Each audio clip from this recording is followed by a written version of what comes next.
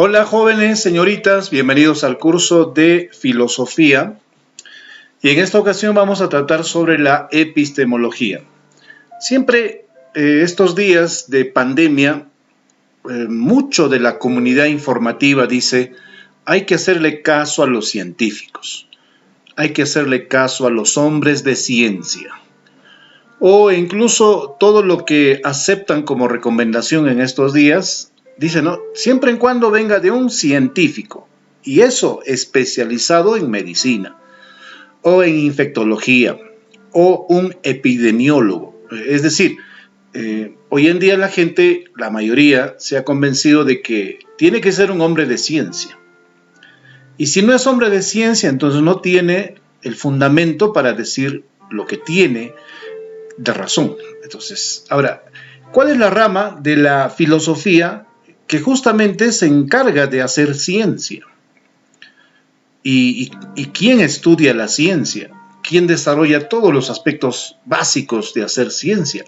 Pues les presento a la epistemología. Sí, la epistemología es la rama de la ciencia que estudia el conocimiento humano científico. Así es. Por eso que su concepto es esa. Es la ciencia que estudia el conocimiento y de modo que el individuo pueda desarrollar sus estructuras de pensamiento. Es decir, si la gnosis, la gnoseología, estudiaba el conocimiento en general, la epistemología lo que estudia es al conocimiento científico. Es decir, la gnoseología acepta todo tipo de conocimiento, incluso el conocimiento vulgar, el conocimiento prefilosófico, el conocimiento pseudocientífico. La gnoseología estudia y abarca todo eso, por eso es totalizadora. Sin embargo, la epistemología no.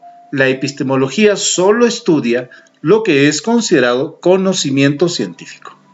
Pero ¿cómo yo voy a saber qué cosa es conocimiento científico? Lógico, tienes que tener, ¿qué cosa? Conocimiento de sus características. Vamos a ver cuáles son las características que nos hacen que es posible algo que sea ciencia. En principio, dice que es descriptivo. Tiene que describir todo su campo de estudio. ¿A qué se dedica? Claro, una descripción específica de lo que pretende desarrollar. Y cada ciencia, jóvenes, cada ciencia tiene una descripción. Claro, la geología, ¿qué nos describe? La medicina, ¿qué nos describe? La ingeniería de sistemas, ¿qué nos describe? Es decir, cada ciencia nos va a describir qué es lo que hace. Y una vez que describe qué es lo que se hace, la siguiente se explica todo el proceso que nos hace posible conocer de manera racional y experimental su ciencia. Y hoy en día estamos viviendo una época en la cual cada vez hay más ciencias que nos permiten especializarnos en un conocimiento, sea de la naturaleza, sea del conocimiento humano, de la conducta humana, en fin. Las ciencias, la madre de todas las ciencias es la filosofía, y de ella han salido diversas ciencias. Tú, por ejemplo, estos días, este año en la cual egresas de la educación secundaria, ¿no? Siempre te dicen, ¿no?, qué carrera profesional vas a estudiar, ¿sí o no? La clásica que te exigen. Pero la pregunta es, ¿qué ciencia vas a estudiar? Sí, porque lo que tú te vas a dedicar es en ser científico. Es decir, en describir tu ciencia, en explicar tu ciencia. Y el poder de la ciencia es la predicción. Es decir, tu carrera profesional a la cual tú te vas a dedicar es esa, pues, es hacer ciencia. Claro. O sea, tú estás eligiendo en el fondo una ciencia que la vas a describir, que la vas a explicar, y con esa ciencia vas a predecir qué cosa va a pasar.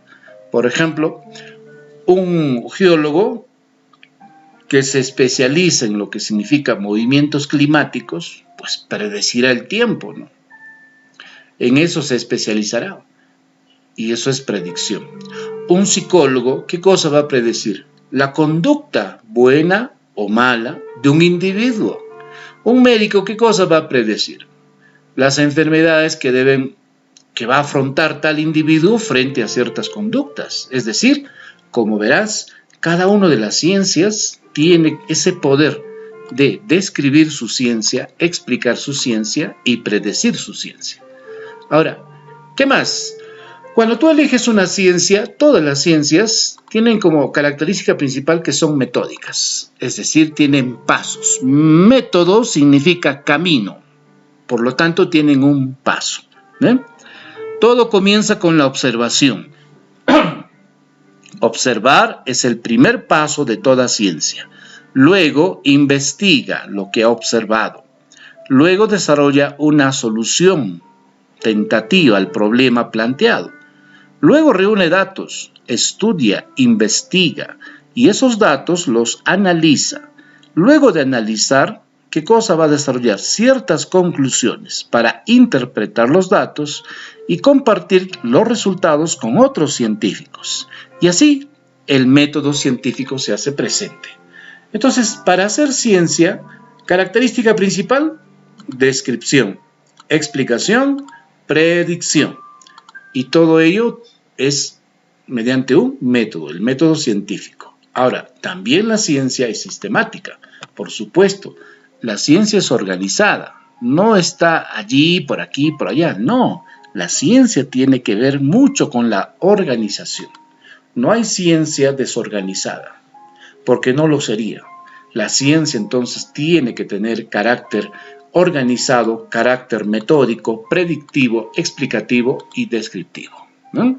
Ahora, ¿todo eso para qué?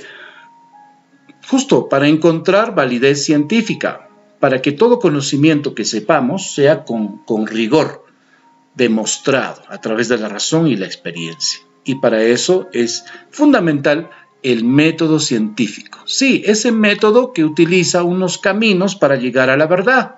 Ese método que nos permite, ¿qué cosa? Encontrar la verdad. ¿Ven? Primer paso, no te olvides, observar un problema. Luego hacerte preguntas. Y luego de las preguntas, elaborar una hipótesis. Una hipótesis es la respuesta probable a un problema planteado. Y luego experimentas.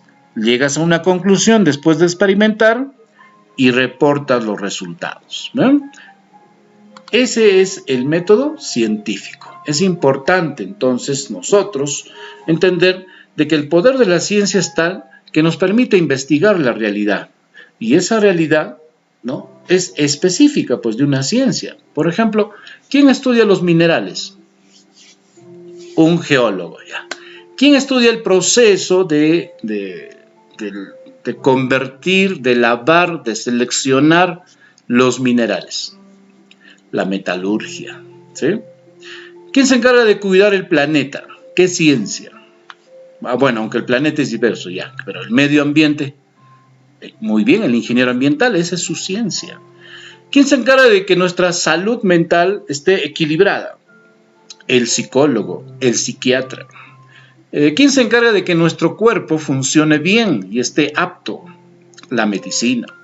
Pero la medicina tiene ciencias muy diferentes, como es la medicina general, la enfermería, la obstetricia, la odontología, la estomatología, en fin, diversas aplicaciones que se dan en la ciencia. Entonces, todos ellos utilizan un método científico y ese método científico es vital para encontrar la solución a problemas planteados. Ese método nos permite seguir aprendiendo luego de hacer observaciones, preguntas, hipótesis, experimentación, conclusión, documentación. Y seguimos descubriendo. ¿Por qué? Porque eso es nuestra labor principal. Tú, este año, estás decidiendo qué ciencia vas a aplicar en tu vida. Claro, lo que te han dicho de que escojas tu carrera profesional, ¿no? Y una vez más reitero, en el fondo te están diciendo, escoge tu ciencia, a la cual te vas a dedicar toda tu vida, a la cual vas a usar un método científico, un paso que te permita llegar a la verdad, descubrir y conocer más tu ciencia. Eso es lo que vas a hacer. Y cuando tú consigas, producto de tu método científico, consigas algo valioso, una conclusión importante, útil porque la ciencia tiene que ser utilitarista. Lamentablemente hoy en día la ciencia se basa en utilitarismos. Hoy en día, por ejemplo, más de 50 laboratorios top en el mundo, ¿no?, utilizan el método científico para encontrar la vacuna a este COVID, ¿no? Entonces, cada uno está en esa búsqueda, utilizando el método científico, porque el método científico nos permite justamente encontrar todo ello. Y una vez que consigan, y una vez que logres, ¿qué se llama? Se llama ley científica. ¿Por qué? Porque es una proposición en la que se afirma una relación constante entre dos o más variables. Claro, la ley científica es un descubrimiento que le permite solucionar un problema de muchos años planteado en la naturaleza. Claro, como la teoría de la relatividad, por ejemplo, que fue una respuesta a muchas interrogantes que nos planteamos frente al universo, frente a la naturaleza, frente a la existencia. En fin, esa ley científica luego se convierte, ¿qué cosa?, en teoría científica. Es decir, es un conjunto de leyes, hechos e hipótesis que constituyen una visión completa sobre un aspecto de la realidad. Claro, imagínate, todo lo que un científico consigue, un logro importante, eso va a servir a toda la humanidad. Por eso se convierte en teoría científica, ¿sí? Y todo lo que tú hoy día has estudiado durante tu secundaria, tu primaria, todos esos conocimientos han sido validados, han tenido la razón.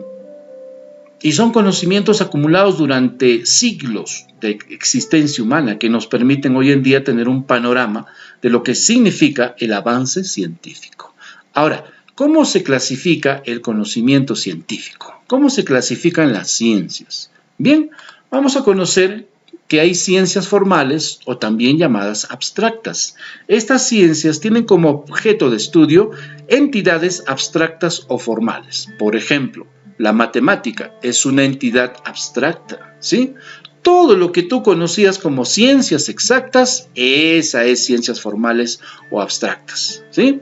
Hay otras ciencias que se llaman las ciencias reales o las factuales. Estas ciencias, son aquellas que tienen como objeto de estudio la realidad natural o social, y en tal sentido pueden ser de dos tipos. Claro, las ciencias, ojo, es importante recordar, tenemos las ciencias exactas y ahora tenemos las ciencias factuales, reales o inexactas, como les llames, ¿sí? Y estas se clasifican de la siguiente manera para tener un conocimiento más claro del asunto. La ciencia se clasifica, según su objeto de estudio, en ciencias formales y en ciencias factuales. La lógica, la matemática están en la ciencia formal. Dentro de la ciencia factual hay dos, lo que es ciencia natural o ciencia social. Sí. La ciencia natural, por ejemplo, está la física, la química, la biología, la psicología individual. Y en la ciencia factual, social, está, por ejemplo, la psicología, la sociología, economía, ciencia política, historia material, historia de las ideas, en fin. ¿Ven? Por ejemplo, nuestro curso de filosofía. ¿En qué tipo de ciencia está? ¿Formal o factual? Factual, porque es inexacta, es una ciencia social. Veamos de otra manera. Tenemos a la ciencia, que está clasificada en dos, ciencia formal y ciencia factual. La ciencia formal o exacta tiene como a la lógica y la matemática. Y la factual tiene a la natural y a la social, ¿no? Dentro de lo natural está la física, la química, la biología, extendida en zoología y botánica, y también la psicología. En el ámbito de la ciencia social está la sociología, la economía, la ciencia política. Por eso que cuando tú eliges una carrera profesional, estás eligiendo una ciencia. Sí, porque tu carrera profesional que estás eligiendo pertenece a una ciencia. Ahora, las ciencias no es que son, formales y siempre va a ser así. No, se requieren unas de otras. Claro, se requieren. Por ejemplo, el estudio de la economía requiere de la matemática. Claro, así como la lógica requiere de la sociología. O sea, las ciencias, por lo tanto, son multidisciplinarias. Pero no te olvides, ciencia formal, ciencia factual, ciencias exactas, ciencias inexactas. Pero bien, vayamos a repasar otro tipo de ciencias.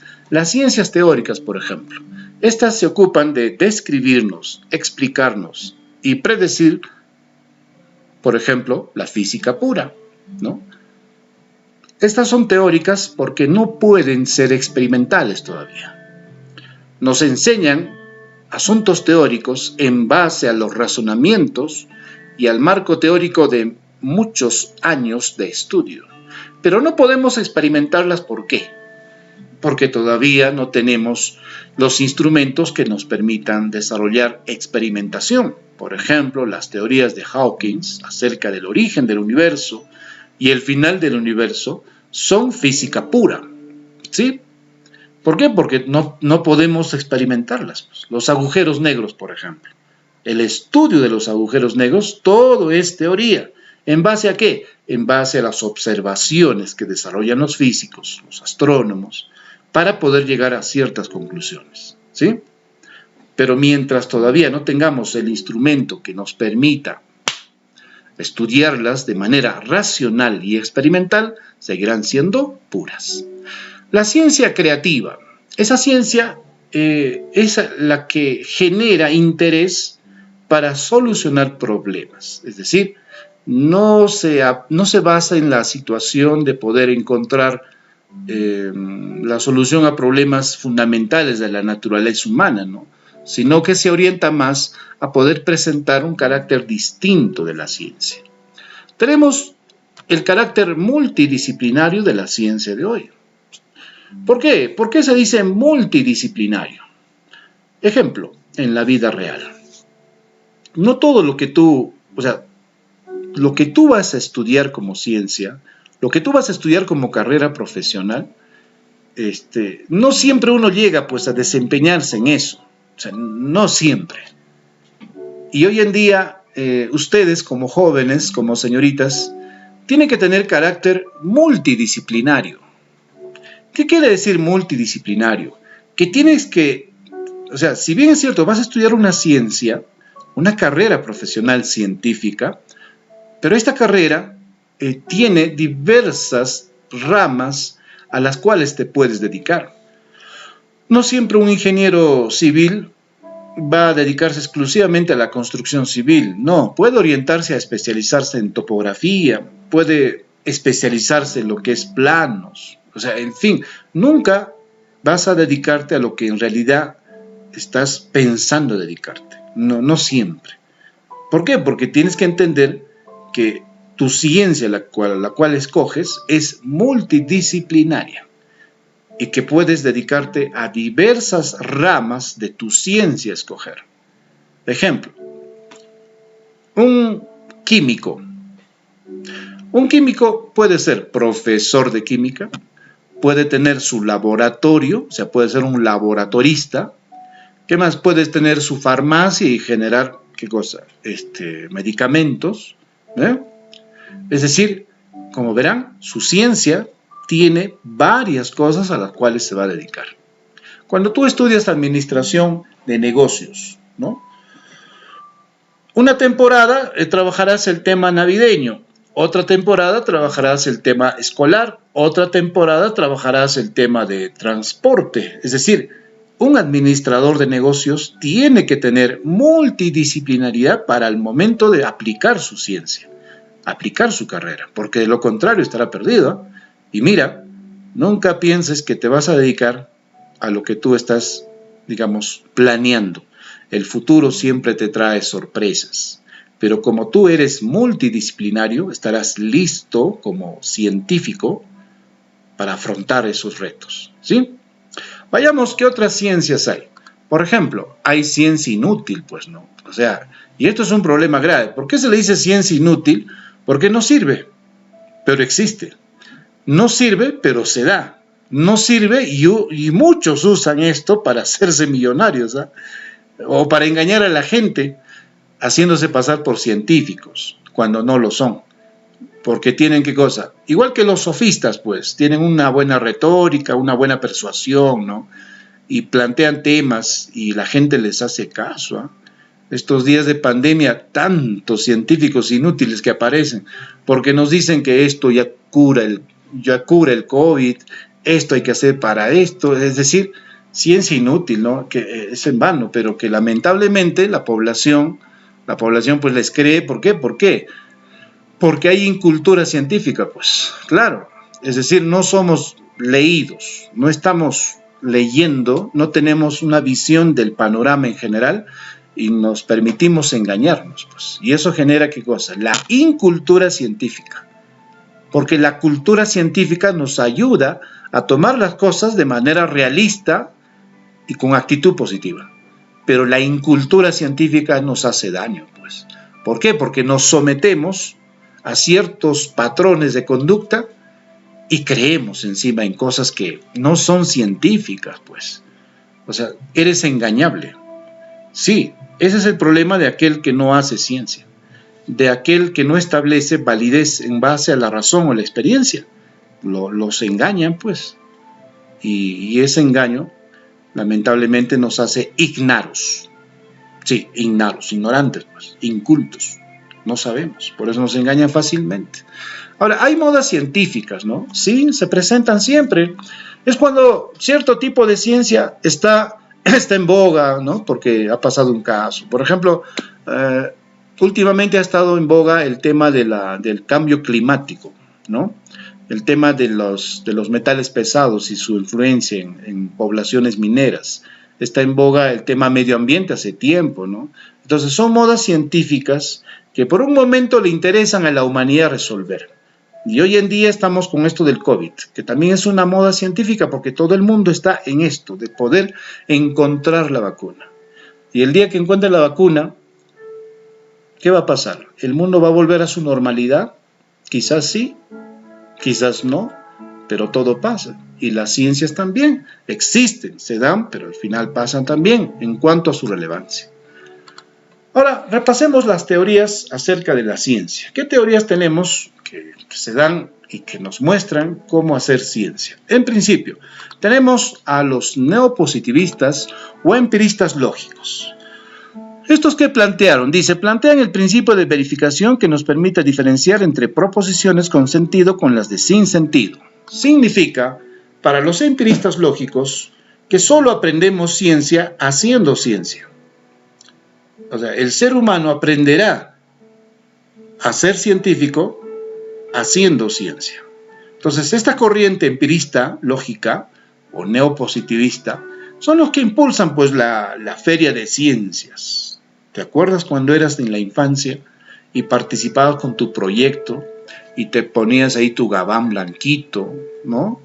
Todo bonito. O en la primaria cuando también presentaste tu experimento científico y bueno, ya pues estabas ensayando algo de ciencia, y ni qué decir, llegó la secundaria y propones proyectos científicos que van a solucionar la problemática de la naturaleza humana o de la naturaleza del planeta. ¿Ven? Tantos proyectos, claro, algunos sí se han afanado en que sean pues proyectos alternativos, otros han hecho simplemente una copia de lo que existe en Internet. Entonces, ¿qué sucede? Para los neopositivistas o empiristas lógicos dicen, ¿no? El hombre, la mujer, solo aprenderá a ser científica haciendo ciencia desde la infancia, desde la niñez, desde la adolescencia. Y cuando ya ingresas a la universidad o a un buen tecnológico, seguirás haciendo ciencia. Porque solo se aprende ciencia, ¿qué cosa? Haciendo ciencia. Eso es la idea de esta teoría neopositivista o empirista lógico. Solo aprendo, solo soy científico si hago ciencia. Otra teoría es el racionalismo crítico. Esta fue propuesta por Karl Popper. Karl Popper sustituye el principio de verificación del Círculo de Viena por el de falsación. Karl Popper nos dice que las ciencias no avanzan al ser los conocimientos verificados, sino falsados, dice Karl Popper. El racionalismo crítico, como su nombre mismo indica, utiliza la razón para objetar, utiliza la razón para cuestionar, utiliza la razón para incidir en temas que ya parece que está todo listo. El racionalismo crítico objeta, cuestiona, hace una inquisición a las teorías que ya se han dado. Por ejemplo, la famosa pregunta, ¿no? ¿Quién es primero, el huevo o la gallina? ¿Ve? El racionalismo crítico es aquel que se pregunta esas cuestiones tan fundamentales, objeta situaciones que en verdad pues hacen dudar a los trabajos científicos que se presentan. Karl Popper por eso decía de que todo es posible de criticar y todo es posible de ser falible, o sea que nada es perfecto. Claro, le echaba la culpa pues a los dogmáticos, porque tú sabes que los dogmáticos son bien cerrados, ¿no? Para ellos hay una solución y listo, no averiguan más. La religión, por ejemplo, es dogmática, porque solo para ellos es una visión de la vida y listo, no hay más que discutir. En cambio, los racionalistas críticos, bueno, pues objetan, cuestionan a todas las teorías científicas. Esa es al final su razón de ser. Lo contrario al dogmatismo es el relativismo epistemológico. Esto fue propuesta por Thomas Kuhn, ¿no? Thomas Kuhn. Dice, las ciencias avanzan en función a paradigmas. ¿Qué es un paradigma? Esta palabra interesante. ¿Qué es un paradigma? Un paradigma es una conquista científica universalmente aceptada, vigente ante ciertos problemas o soluciones. Un paradigma. O sea, es una conquista científica universalmente aceptada. Un paradigma es un modelo, es un referente, es un emblema de carácter científico que resultó en un lugar y como resultó en ese lugar tiene que resultar en otro lugar y en verdad resulta. Es decir, es una solución totalizadora, es una solución que vale en todo lugar y es por eso que se llama paradigma. Y Thomas Kuhn decía, ¿no? La ciencia avanza en razón a paradigmas. Un logro universal. La ley de la gravedad, por ejemplo, es un paradigma, ¿sí? Es un referente. ¿Quién va a negar eso? Difícil, ¿sí? Porque es un paradigma, pues. Y donde hay una solución que da algo, todos la usan, pues, porque da aquí y da allá. Entonces es una conquista científica universal. Y hoy necesitamos muchos paradigmas. Ahora, los paradigmas cambian, ¿eh? Por eso se llama relativismo epistemológico. Es decir, los problemas son nuevos y requieren nuevas soluciones. Y eso es el camino de la ciencia. La ciencia nunca puede estar solamente atorada en el tiempo. No, la ciencia tiene que avanzar. Hoy en día muchos se culpan, ¿no? ¿Por qué no hemos invertido mucho en ciencia y tecnología? Si no, pues tendríamos ventiladores, no sufriríamos de estos respiradores que son necesarios para enfrentar el COVID con éxito. No podemos fabricar, por ejemplo, mascarillas con ciertas categorías de industrialización. ¿Por qué? Porque justamente no hemos invertido en ciencia y tecnología. Tú tienes que aspirar a ser un científico. En la carrera que elijas, vas a ser un científico. Sí, y vas a solucionar un problema en la medicina, en los negocios, en la ingeniería, en la educación, en la conducta humana, es decir, en todo ámbito a la cual se dedica tu ciencia. Tu propósito fundamental es ¿qué cosa? Desarrollar soluciones para los problemas que hoy enfrentamos. Ese es el reto de hacer ciencia. Y vaya, cuando tú ya seas científico, ¿qué problemas pues enfrentaremos, no? ¿Qué problemas habrán? Hoy en día es este problema mundial del virus, pero cuando sobrevivamos a esto, cuando ya tengas una edad universitaria, ¿qué problemas enfrentará tu generación? ¿Estarán listos científicamente para salir airosos? Entonces, por eso que el relativismo epistemológico es eso. Nos dice que así como los problemas cambian, las soluciones también tienen que variar.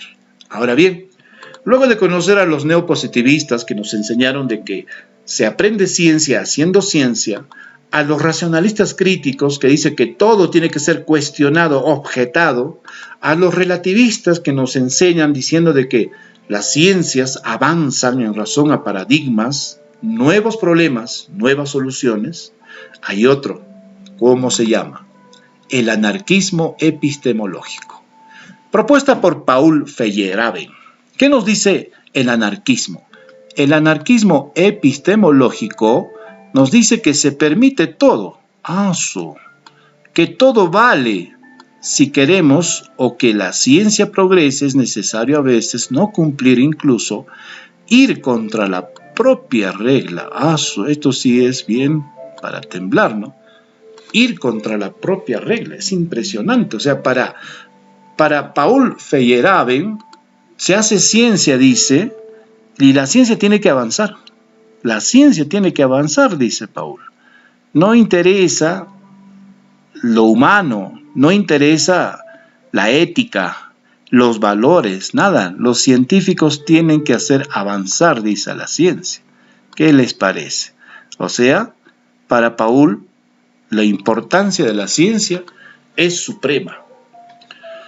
No importa, dice, así matemos muchos seres humanos con tal de encontrar la cura a un problema, la solución.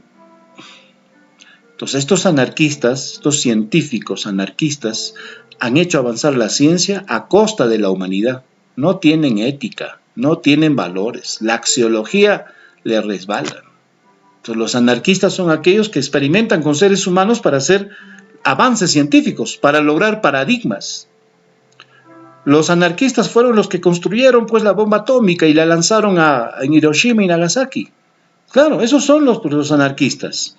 Son los que prueban en seres humanos medicamentos. ¿Para qué? Para que se logre algo, para que avance la ciencia. ¿Ve? Eso es el anarquismo epistemológico. Son científicos que hacen que avance la ciencia a costa de la humanidad y no les interesa el hombre. Para ellos no hay derechos humanos. No hay ética. Hay de esos, por supuesto. Incluso ellos mismos te sustentan el porqué de su acción. La clonación, por ejemplo. ¿Quién hizo la clonación? Científicos anarquistas, pues. Incluso que hoy en día lo siguen haciendo, a pesar que es ilegal en varios países. Lo hacen, ¿sí? Lo hacen, porque son anarquistas, pues. No hacen caso al sistema que prevé ciertas conductas en la ciencia. ¿Qué les parece? Todo esto es la visión de las teorías acerca de la ciencia, ¿cierto?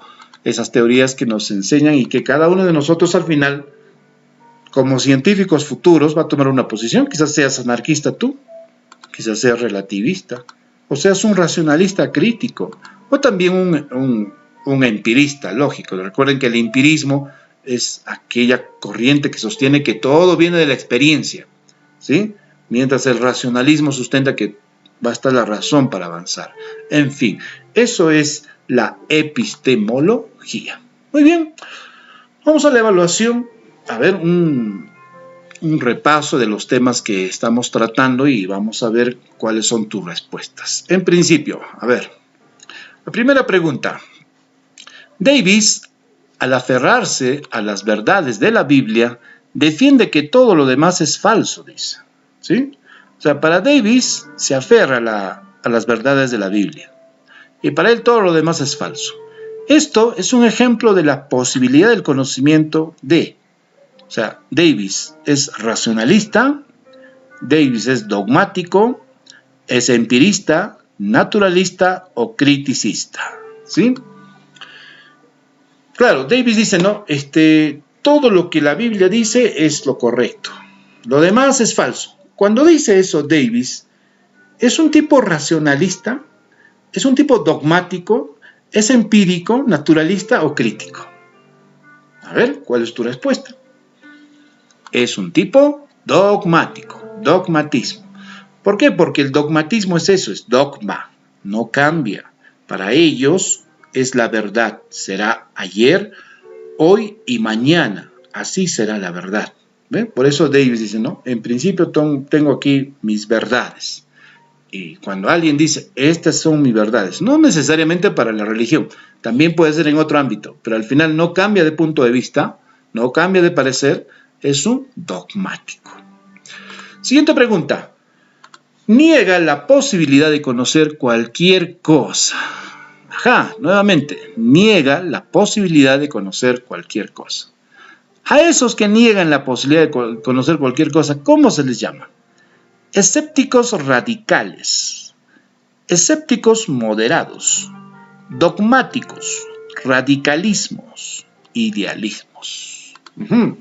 Cuando alguien niega la posibilidad de cualquier cosa, o sea, no acepta de que eso pueda ser, entonces, de hecho, no es idealista, ¿no? De hecho, entonces, ¿qué es? Ya tienes tu respuesta, vamos a decirlo. Es un escéptico radical. ¿Por qué escéptico radical? Porque niega pues la posibilidad de conocer cualquier cosa. El escéptico rechaza, dice, no se puede conocer. Pero en el escéptico radical no, dice, no, totalmente, no se puede, es imposible. Sigamos con las preguntas. Los resultados prácticos de las acciones, ¿para quién son importantes? ¿No? O sea, los resultados prácticos de las acciones. Para el marxismo, para el utilitarismo, para el positivismo, para el idealismo, A y B, o sea, para el marxismo o utilitarismo. ¿Bien? Cuando alguien dice, ¿no? He hecho algo. Entonces la pregunta es, ¿lo que has hecho, válido para qué es? O sea, lo que haces, ¿sirve o no sirve? Entonces, ¿cómo se llama cuando tú haces algo, ¿no? Y ves si tu acción sirvió o no sirvió? Porque hay gente que hace algo y dice, no, bueno, pues no me importa si sirve o no sirve, lo importante es hacer. En fin, pero acá la pregunta es los resultados prácticos de tus acciones. ¿Para quiénes son importantes? De hecho, para el utilitarismo. Claro, esta corriente filosófica que sostiene que todo lo útil es válido. ¿Sí? Todo lo útil. Si no es útil, no es válido. ¿Sí? Ese es el utilitarismo. Ahora, profesor, ¿qué pasa si lo que yo hago no me interesa, pues, si sea útil o no sea útil, ¿no? Lo importante es que yo lo hago, ¿sí? Ah, bueno, pues tú tienes una mezcla de idealismo con algo de positivismo. Bueno. Ahora, profesor, ¿qué pasa si yo creo que la humanidad toda va a ser mejor?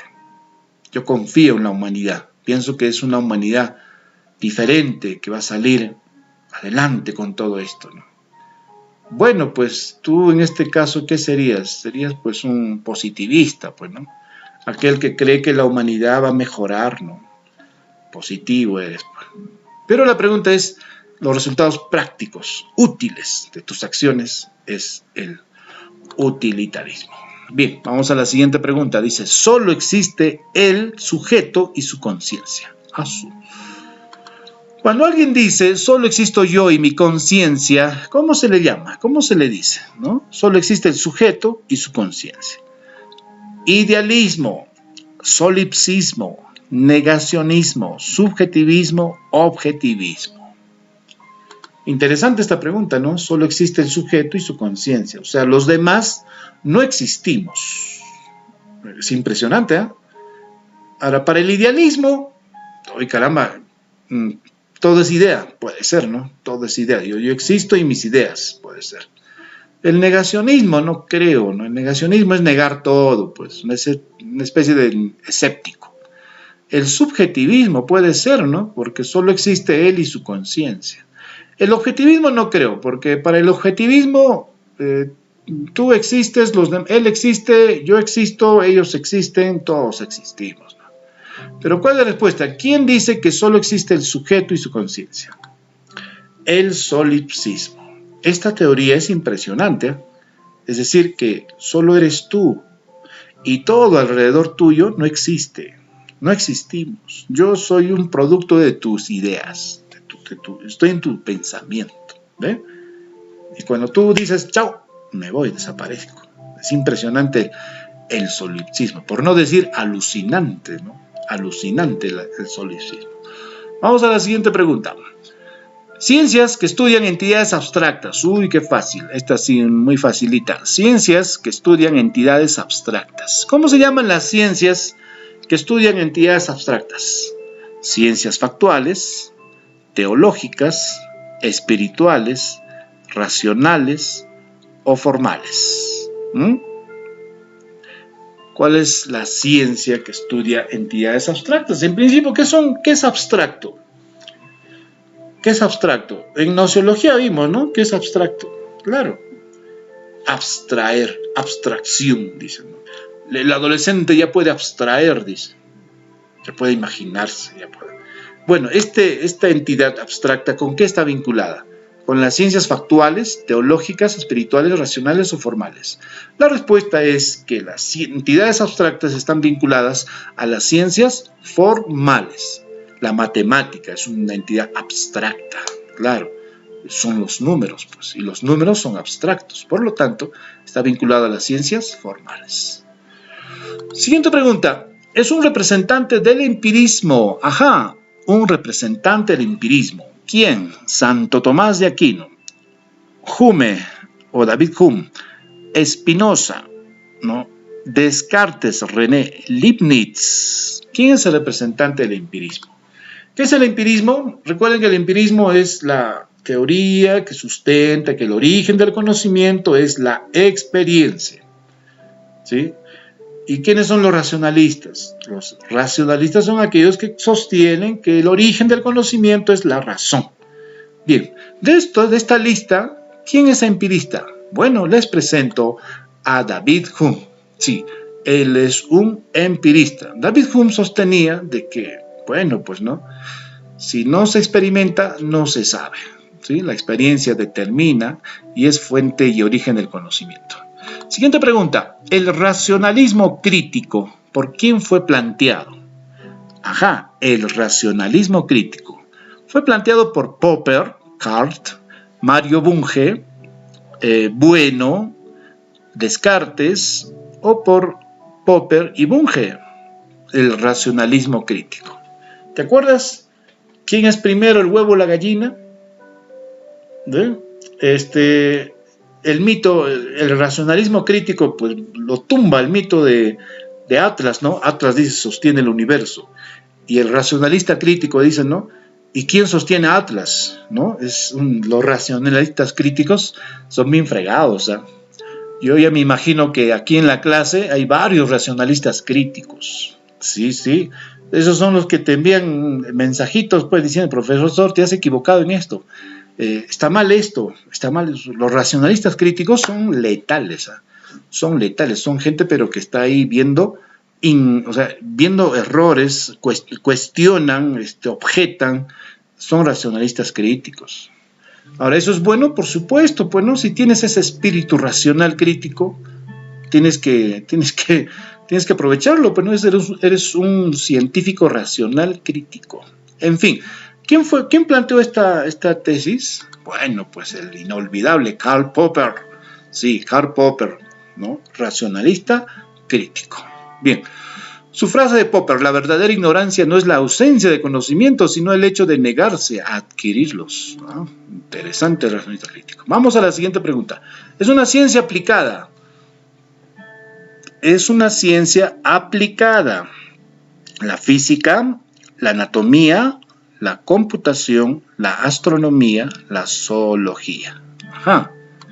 Cuando dice que es ciencias aplicadas, significa que es algo que se habilita de manera presencial, o sea, es algo que se requiere, ¿qué cosa? Una aplicación, una práctica constante, ¿cierto? O sea, sí, palpar, conocer, trabajarlo el tema de manera manual o de manera real, ¿no? Entonces vayamos aquí, ¿cuál es la ciencia aplicada de todas estas? Bien, es la computación. Muy bien, la ciencia de la computación. Siguiente pregunta. ¿El conocimiento científico es estudiado por quién? A ver, el conocimiento científico es estudiado por la epistemología, nociología, ética, sintética, cinesiología, ¿sí? Bueno, el conocimiento científico, al inicio de esta clase decíamos bien claro que la nociología, ¿sí?, estudia el conocimiento. Pero ¿quién estudia el conocimiento científico? Facilita, ¿cierto?, la epistemología. Esta rama de la ciencia que hoy día hemos estudiado es la que se encarga de estudiar el conocimiento científico. Sí, o sea, el conocimiento es producto de un método. El conocimiento es la máxima expresión de un desarrollo científico. Lo demás, pues, es fe, dogma, imaginación, conjetura, ¿no? Un epistemólogo es aquel que valida algo siempre y cuando sea teoría, ley científica. Si no, no te la cree, no te la cree. Y tú, cuando recibas información, cuando recibas tus clases, tampoco debes creértela. O sea, no le creas a tu profesora, es lo último que puedes hacer. Crea la ciencia. Y si el discurso de tu profesor es coincidente, coherente con la ciencia que estás investigando, pues créele, pues, ¿no? Pero si no lo es, no, nos equivocamos, pues, nos palteamos. Pero la epistemología no se paltea, pues. ¿Por qué? Porque todos los conocimientos tienen que ser validados con el uso de la razón y la experiencia. Eso es la epistemología. Solo estudia el conocimiento científico. Y tú vas a ser, ¿qué cosa? Un epistemólogo en tu ciencia. Sí, en tu carrera, porque toda carrera profesional, una vez más insisto, para que te la grabes, toda carrera profesional no solamente es elegir tu vocación, es elegir tu ciencia. ¿A qué ciencia te vas a dedicar? Bien, vamos a la tarea del día de hoy. Sí, la tarea. ¿Qué van a hacer? Van a hacer un resumen del vídeo, del tema de hoy, en 10 líneas, ¿ya? Por favor, las letras claras, buenas. Y luego vas a sustentar las 9 respuestas de las preguntas desarrolladas en el video. ¿Sí? Ya te di las respuestas a las preguntas. Ahora vas a sustentar, ¿sí? 2 líneas, ahí. Escribes.